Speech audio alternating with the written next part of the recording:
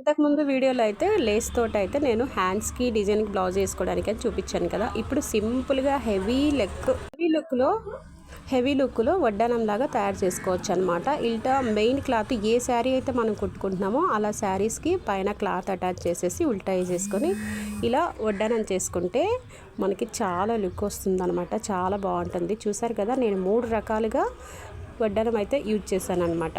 మన చేతుల్లోనే మనం అన్ని లుకింగ్ అంతా చేసుకుంటే చాలా బాగుంటుంది కదా. చూసారు కదా ఎంత లుక్ ఉందో. ఇంకా సన్నగా ఉండే వాళ్ళకైతే ఇంకా బాగుంటుంది.